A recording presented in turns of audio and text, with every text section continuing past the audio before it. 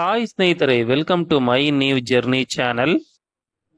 ಈ ವಿಡಿಯೋದಲ್ಲಿ ನಾವು ಧಾರ್ಮಿಕತೆಯ ಜೊತೆಗೆ ತನ್ನ ಪ್ರಕೃತಿಯ ಸೌಂದರ್ಯದಿಂದ ಕಣ್ಣಿಗೆ ರಸದೌತಣವನ್ನು ನೀಡುತ್ತಾ ಹಚ್ಚ ಹಸಿರಿನ ಪ್ರಕೃತಿಯ ಸೊಬಗಿನಿಂದ ನೋಡುಗರನ್ನು ಮಂತ್ರಮುಗ್ಧರನ್ನಾಗಿಸುತ್ತಿರುವ ಕಲ್ಲತ್ತಗಿರಿಯ ವಿಶೇಷತೆಗಳ ಬಗ್ಗೆ ಮಾಹಿತಿಯನ್ನು ತಿಳಿದುಕೊಳ್ಳೋಣ.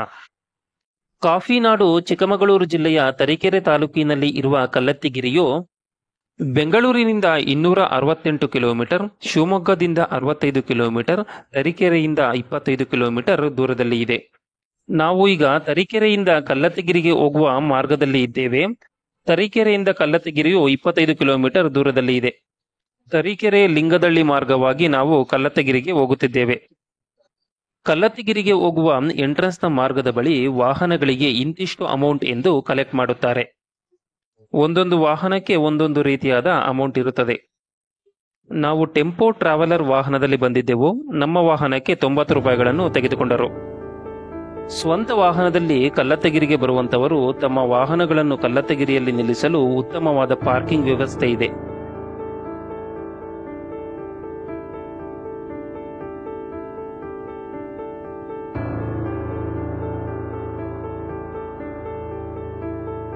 ಕಲ್ಲತ್ತಗಿರಿಯ ಜಲಪಾತ ಹಾಗೂ ವೀರಭದ್ರೇಶ್ವರ ಸ್ವಾಮಿಯ ದೇವಸ್ಥಾನವನ್ನು ನೋಡಲು ಈ ರಸ್ತೆ ಮಾರ್ಗದಲ್ಲಿ ಸ್ವಲ್ಪ ನೇರವಾಗಿ ಮುಂದೆ ಸಾಗಬೇಕು.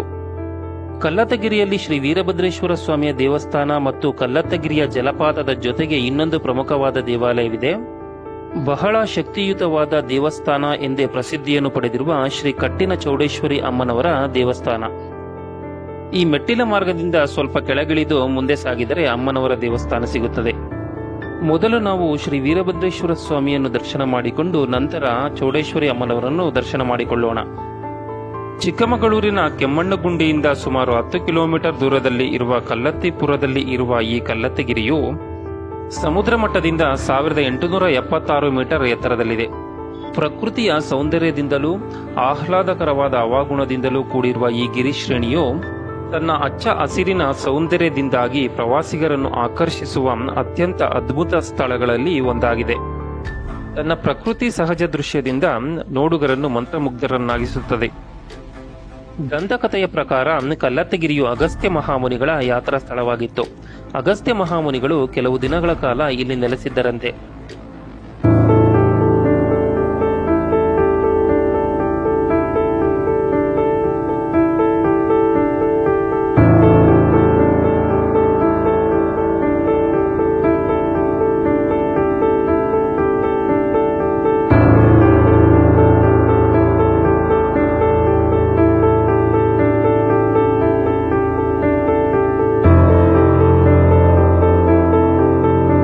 ದೇವಸ್ಥಾನಕ್ಕೆ ಹೋಗುವ ಈ ಮಾರ್ಗದಲ್ಲಿ ಪೂಜಾ ಸಾಮಗ್ರಿಗಳು ದೊರೆಯುತ್ತದೆ. ತೆಗೆದುಕೊಳ್ಳ ಬಯಸುವವರು ತೆಗೆದುಕೊಳ್ಳಬಹುದು. ಅನೇಕ ಸ್ಥಳಗಳಿಂದ ಜನರು ತಮ್ಮ ತಮ್ಮ ಊರುಗಳಿಂದ ಊರದೇವರ ಉತ್ಸವ ಮೂರ್ತಿಗಳನ್ನು ಈ ಕ್ಷೇತ್ರಕ್ಕೆ ತೆಗೆದುಕೊಂಡು ಬಂದು ದೇವರ ಮೂರ್ತಿಗಳನ್ನು ಇಲ್ಲಿ ಹರಿಯುವ ಪುಣ್ಯತೀರ್ಥದಲ್ಲಿ ಶುಚಿಗೊಳಿಸಿ ಪೂಜೆ ಸಲ್ಲಿಸಿಕೊಂಡು ಹೋಗುತ್ತಾರೆ. ಇಲ್ಲಿನ ಸುತ್ತಮುತ್ತಲಿನ ಸ್ಥಳೀಯರು ಮಾತ್ರವಲ್ಲದೆ ದೂರದ ಊರುಗಳಿಂದಲೂ ಕೂಡ ಇಲ್ಲಿಗೆ ದೇವರ ಉತ್ಸವ ಮೂರ್ತಿಗಳನ್ನು ತೆಗೆದುಕೊಂಡು ಬರುತ್ತಾರೆ. ಹಬ್ಬ ಹರಿದಿನ ಹಾಗೂ ರಜಾ ದಿನಗಳಲ್ಲಿ ಈ ಕ್ಷೇತ್ರಕ್ಕೆ ಭೇಟಿ ನೀಡುವವರ ಸಂಖ್ಯೆ ಹೆಚ್ಚಾಗಿರುತ್ತದೆ. ಜಲಪಾತದ ಬಳಿಗೆ ಚಪ್ಪಲಿ ಹಾಕಿಕೊಂಡು ಹೋಗುವಂತಿಲ್ಲ. ಇಲ್ಲಿ ಚಪ್ಪಲಿ ಸ್ಟ್ಯಾಂಡ್ ಇದೆ, ಉಪಯೋಗಿಸಿಕೊಳ್ಳಿ. ಇಲ್ಲಿ ಹರಿಯುವ ಜಲಧಾರೆಯು ಸುಮಾರು 300 ಅಡಿ ಎತ್ತರದ ಚಂದ್ರದ್ರೋಣ ಪರ್ವತಗಳಿಂದ ಧುಮ್ಮಿಕ್ಕುವ ಜಲಧಾರೆಯಾಗಿದ್ದು ಚಿಕ್ಕಮಗಳೂರಿನ ಸುತ್ತಮುತ್ತಲಿನ ಪ್ರಮುಖ ಜಲಪಾತಗಳಲ್ಲಿ ಒಂದಾಗಿದೆ. ಶ್ರೀ ಕ್ಷೇತ್ರ ಕಲ್ಲತ್ತಗಿರಿಯು ಶ್ರೀ ವೀರಭದ್ರೇಶ್ವರ ಸ್ವಾಮಿಯು ನೆಲೆಗೊಂಡಿರುವ ಪ್ರಸಿದ್ಧ ಕ್ಷೇತ್ರಗಳಲ್ಲಿ ಒಂದಾಗಿದೆ. ದೇವಾಲಯ ಮತ್ತು ಜಲಪಾತವನ್ನು ನೋಡಲು ಇಲ್ಲಿಂದ ಸ್ವಲ್ಪ ಮೆಟ್ಟಿಲನ್ನು ಇಳಿದುಕೊಂಡು ಕೆಳಗೆ ಹೋಗಬೇಕು. ಬನ್ನಿ ದೇವಾಲಯಕ್ಕೆ ಹೋಗೋಣ.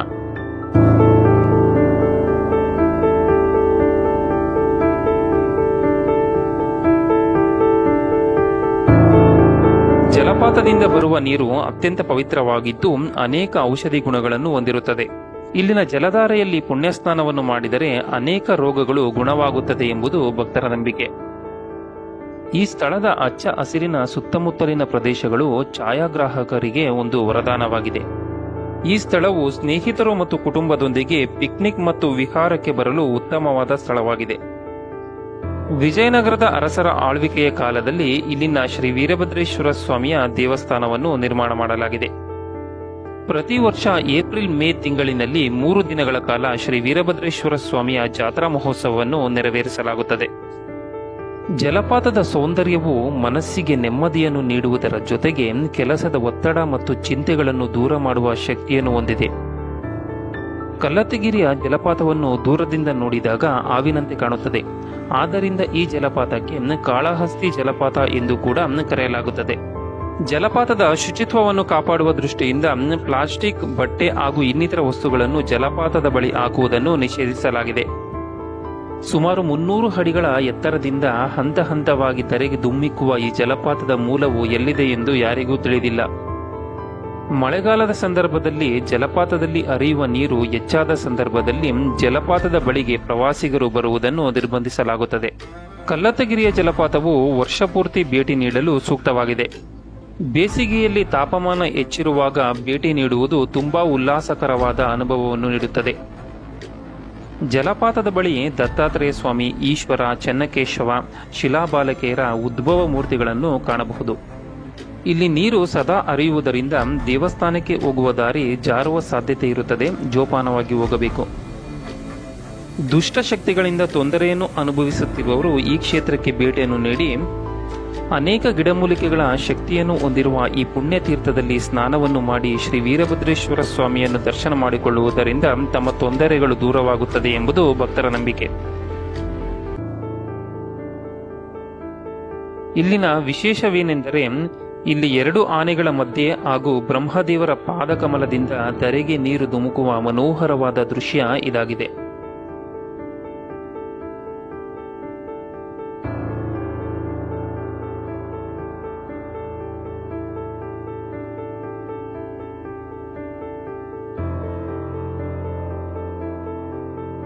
ಇಲ್ಲಿ ನಂದಿ, ಮಹಾದೇವರು ಹಾಗೂ ನಾಗದೇವತೆಯರ ಮೂರ್ತಿಗಳಿವೆ, ದರ್ಶಿಸಿಕೊಳ್ಳಿ. ಈ ಕ್ಷೇತ್ರಕ್ಕೆ ಭೇಟಿ ನೀಡುವಂತಹ ಅನೇಕ ಮಂದಿ ಭಕ್ತಾದಿಗಳು ಕಂಕಣ ಭಾಗ್ಯ, ಸಂತಾನ ಭಾಗ್ಯ ಪ್ರಾಪ್ತಿಗಾಗಿ ಜಲಪಾತದ ಬಳಿ ಗಂಗಾ ಪೂಜೆಯನ್ನು ನೆರವೇರಿಸುತ್ತಾರೆ. ಹೀಗೆ ಗಂಗಾ ಮಾತೆಯ ಪೂಜೆಯು ನೆರವೇರಿಸುವುದರಿಂದ ತಮ್ಮ ಕೋರಿಕೆಗಳು ಪೂರ್ತಿಯಾಗುತ್ತವೆ ಎಂಬುದು ಭಕ್ತರ ನಂಬಿಕೆ. ಬನ್ನಿ ಶ್ರೀ ವೀರಭದ್ರೇಶ್ವರ ಸ್ವಾಮಿಯನ್ನು ದರ್ಶನ ಮಾಡಿಕೊಳ್ಳೋಣ. 2 ಬಂಡೆಗಳ ನಡುವೆ ಇರುವ ಈ ದೇವಾಲಯವು ಹೊರಗಿನಿಂದ ನೋಡಿದರೆ ಒಂದು ಗುಹಾ ದೇವಾಲಯದ ರೀತಿ ಕಾಣುತ್ತದೆ. ಶ್ರೀ ವೀರಭದ್ರೇಶ್ವರ ಸ್ವಾಮಿಯನ್ನು ದರ್ಶಿಸಿಕೊಳ್ಳಿ.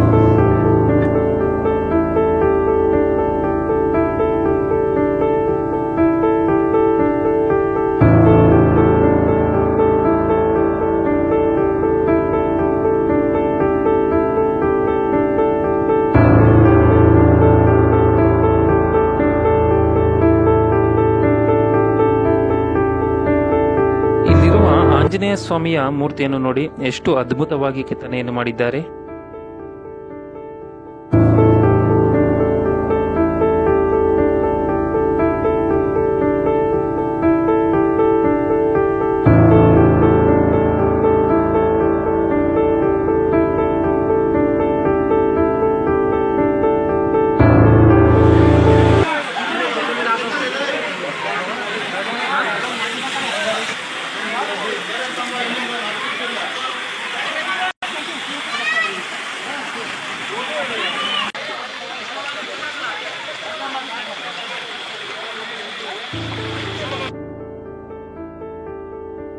ಇದು ಕಲ್ಲತ್ತಗಿರಿಯಲ್ಲಿ ಇರುವ ತೋಟಗಾರಿಕಾ ಇಲಾಖೆಗೆ ಸಂಬಂಧಪಟ್ಟಂತಹ ಶ್ರೀ ಕೃಷ್ಣ ರಾಜೇಂದ್ರ ಗಿರಿಧಾಮ.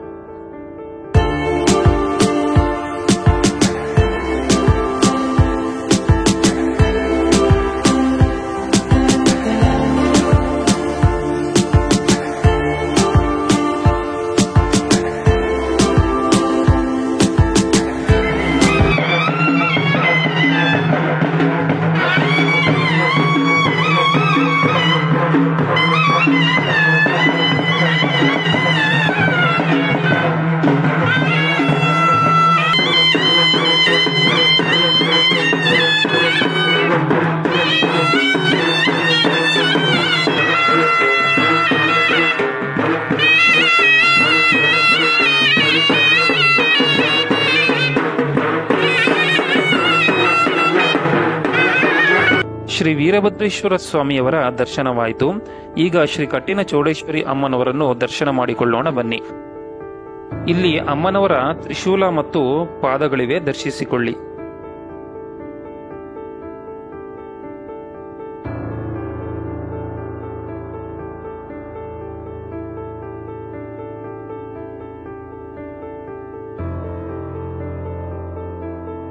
ದೇವಸ್ಥಾನಕ್ಕೆ ಹೋಗಲು ಇಲ್ಲಿಂದ ಸ್ವಲ್ಪ ಮೆಟ್ಟಿಲು ಕೆಳಗಿಳಿದು ಹೋಗಬೇಕು. ಅನೇಕ ಮಂದಿ ಭಕ್ತಾದಿಗಳು ಇಲ್ಲಿ ಅಡುಗೆಯನ್ನು ಮಾಡುತ್ತಿದ್ದಾರೆ.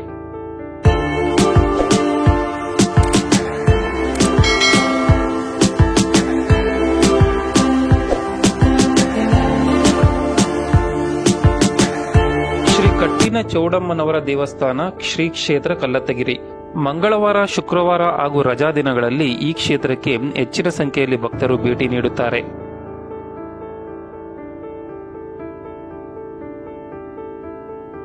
ಈ ಕ್ಷೇತ್ರಕ್ಕೆ ಭೇಟಿ ನೀಡುವ ಅನೇಕ ಮಂದಿ ಭಕ್ತಾದಿಗಳು ಮಾಂಸದ ಅಡುಗೆಯನ್ನು ತಯಾರಿಸಿ ದೇವರಿಗೆ ನೈವೇದ್ಯವನ್ನು ಮಾಡಿ ಬಂಧು ಬಳಗದವರಿಗೆ ಊಟವನ್ನು ಹಾಕುತ್ತಾರೆ.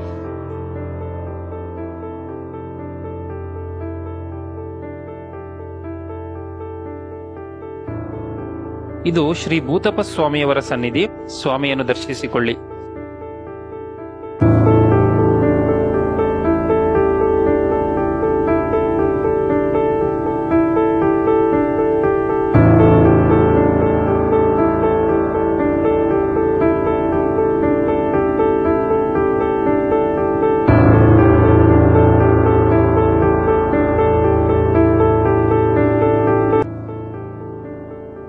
ಶ್ರೀ ಕಟ್ಟಿನ ಚೌಡೇಶ್ವರಿ ಅಮ್ಮನವರನ್ನು ದರ್ಶಿಸಿಕೊಳ್ಳಿ.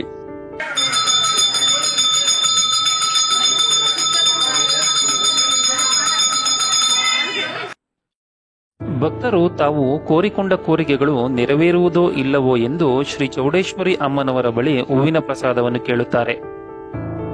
ಚೌಡೇಶ್ವರಿ ಅಮ್ಮನವರು ತಮ್ಮ ಬಲಗಡೆಯಿಂದ ಹೂ ಬೀಳಿಸಿದರೆ ಭಕ್ತರ ಕೋರಿಕೆಗಳು ಪೂರ್ತಿಯಾಗುತ್ತದೆ ಎಂದು, ಹೂವು ಬೀಳದಿದ್ದರೆ ಕೋರಿಕೆಯು ಪೂರ್ಣವಾಗುವುದಿಲ್ಲ ಎಂದು. ಹೀಗೆ ಭಕ್ತರು ಕೇಳಿದ ಪ್ರಶ್ನೆಗಳಿಗೆ ಚೌಡಮ್ಮನವರು ಉತ್ತರವನ್ನು ತಿಳಿಸುತ್ತಾರೆ.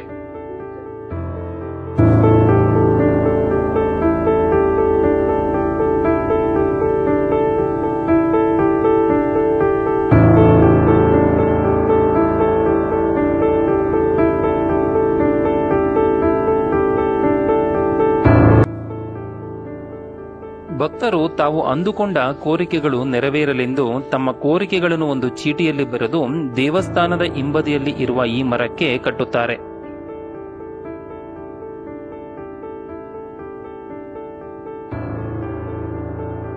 ಇಲ್ಲಿ ಶ್ರೀ ಕೆಂಚರಾಯ ಸ್ವಾಮಿಯವರ ಸನ್ನಿಧಿ ಇದೆ. ಬನ್ನಿ ಸ್ವಾಮಿಯನ್ನು ದರ್ಶನ ಮಾಡಿಕೊಳ್ಳೋಣ.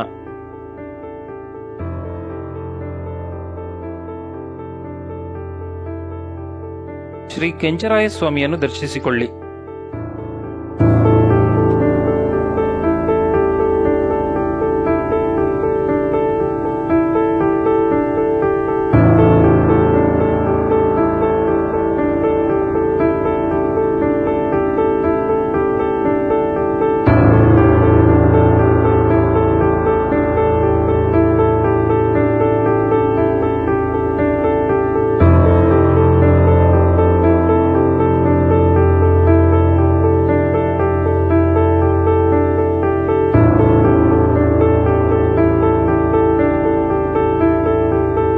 ದೇವಸ್ಥಾನದ ಬಳಿ ಅಡುಗೆ ಮಾಡುವಂತಹ ಭಕ್ತಾದಿಗಳಿಗೆ ಅನುಕೂಲವಾಗಲೆಂದು ಮಸಾಲಾ ಪದಾರ್ಥಗಳನ್ನು ರುಬ್ಬಿಕೊಳ್ಳಲು ದೇವಸ್ಥಾನದ ಬಳಿ ರುಬ್ಬುವ ಕಲ್ಲುಗಳನ್ನು ಇರಿಸಿದ್ದಾರೆ.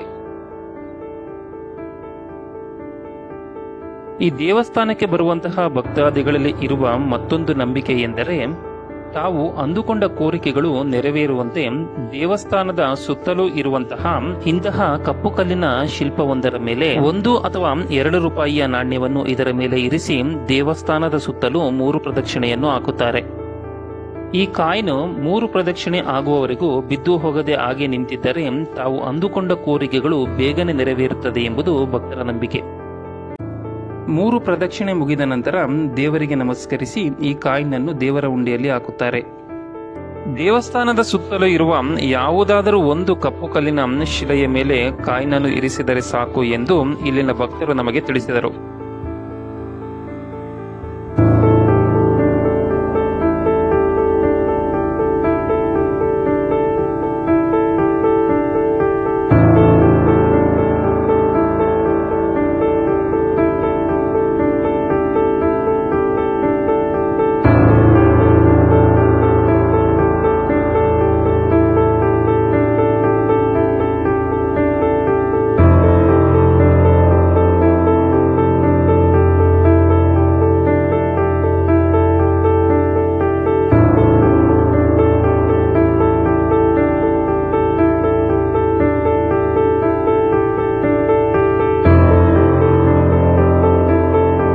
ದೇವಸ್ಥಾನದ ಬಳಿ ಅಡುಗೆ ಮಾಡುವಂತಹ ಭಕ್ತಾದಿಗಳಿಗೆ ಅನುಕೂಲವಾಗಲೆಂದು ರೂಮ್ಗಳನ್ನು ನಿರ್ಮಾಣ ಮಾಡಿದ್ದಾರೆ.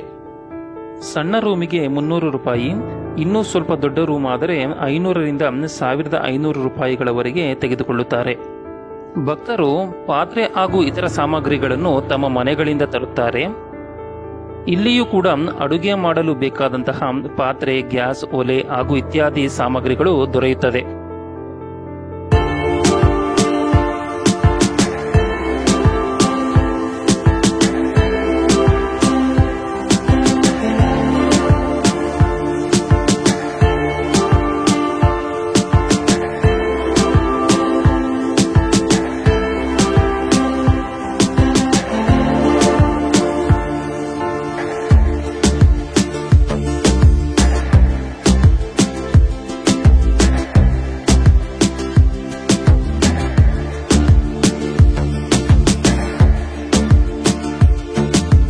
ನೀವು ಕೂಡ ತಪ್ಪದೆ ಒಮ್ಮೆ ಈ ಕ್ಷೇತ್ರಕ್ಕೆ ಭೇಟಿಯನ್ನು ನೀಡಿ ಶ್ರೀ ವೀರಭದ್ರೇಶ್ವರ ಸ್ವಾಮಿ ಹಾಗೂ ಶ್ರೀ ಕಟ್ಟಿನ ಚೌಡೇಶ್ವರಿ ಅಮ್ಮನವರನ್ನು ದರ್ಶನ ಮಾಡಿಕೊಳ್ಳಿ. ಈ ವಿಡಿಯೋ ನಿಮಗೆ ಇಷ್ಟವಾಗಿದ್ದರೆ ಲೈಕ್ ಮಾಡಿ, ಶೇರ್ ಮಾಡಿ, ಹಾಗೆ ಸಬ್ಸ್ಕ್ರೈಬ್ ಮಾಡೋದನ್ನು ಮರೆಯಬೇಡಿ. ಧನ್ಯವಾದಗಳು.